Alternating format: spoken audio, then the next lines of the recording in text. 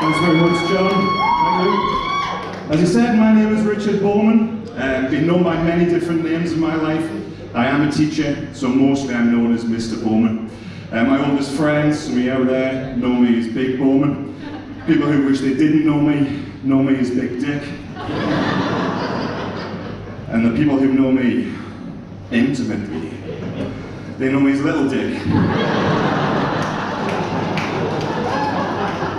You may well laugh, sir. That's literally one woman, so the joke is on you.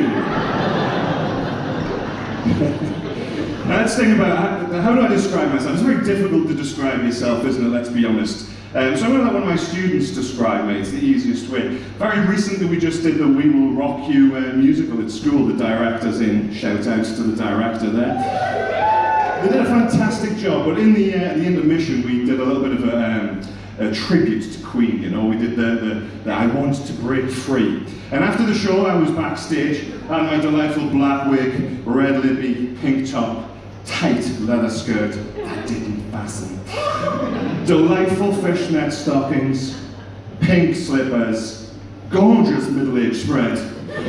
And I heard this girl in the corner say, "Yes, I know. He's a history teacher who likes musical theatre.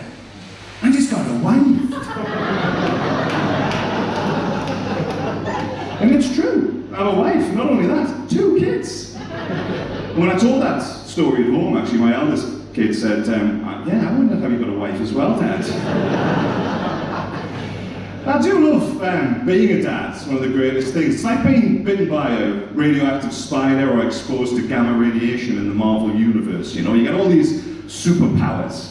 And I'm sure there's a few dads out there, you'll know what I'm talking about. And if you don't believe me, last week was Father's Day, you know, all the cards with super dads on them. Yeah, really a good confidence booster for you. What powers, I hear you ask? Well, how about the power of GPS? GPS man, that's me. Because I know exactly where their mam is at any time of the day. Second power, power of invisibility. I mean, this is a regular scene in our house. I'm sorry, that's the old phone, isn't it? Mom, can I have a biscuit? What are you ringing me for? I'm at work. Where's your dad?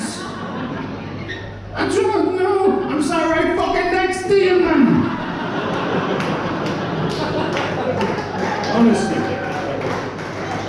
I only wish that child would remember I was invisible at midnight when she's asking me why there are so many different ways to worship the same God and why the universe is infinite.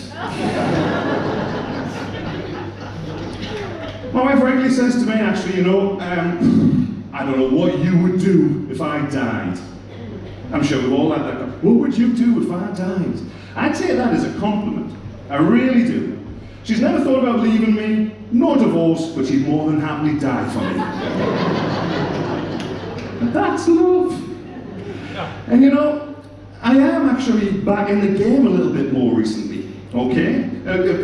A scene again in my house. I'm often downstairs listening to my favourite Ghanaian jazz funk fusion record, drinking chamomile tea. Why, I hear you ask? Because I'm a pretentious arsehole.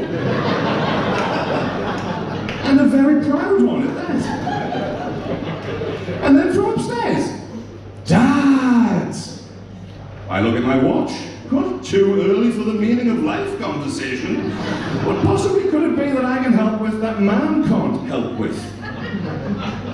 Dad! And here comes the question, folks. Dad, do you know where the hairbrush is? Just let that sink in.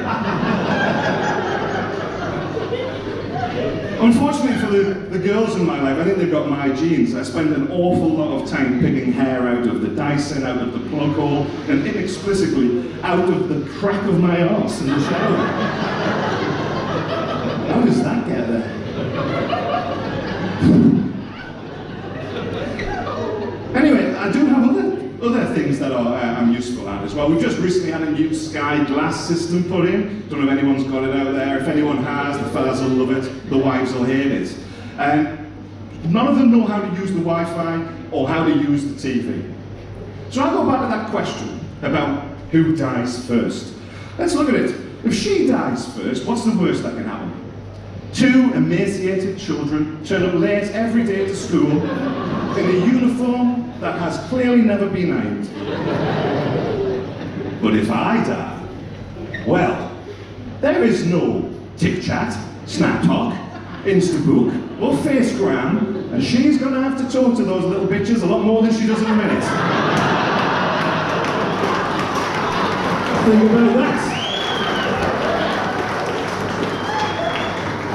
I'll tell you what, I did used to be a good dad, alright? I've sort of fallen off a little bit recently.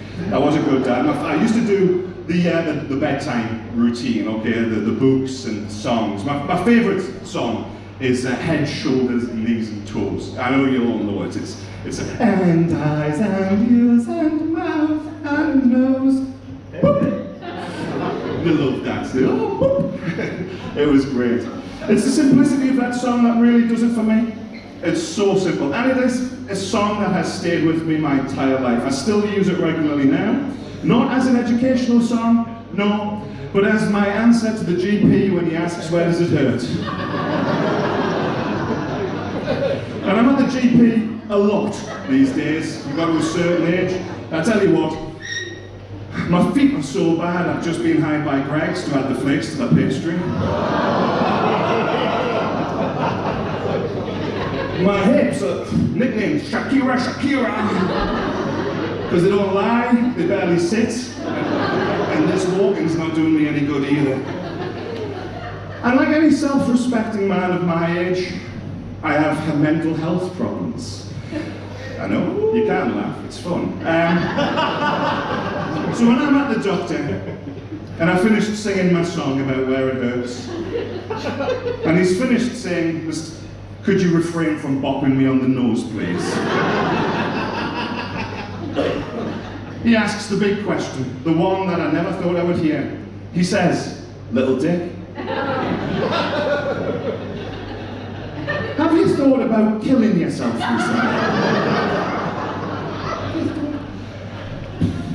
I've been asked that so many times now, I'm starting to think it's less through concern and more a suggestion. Well, that's me, folks. Thanks very much.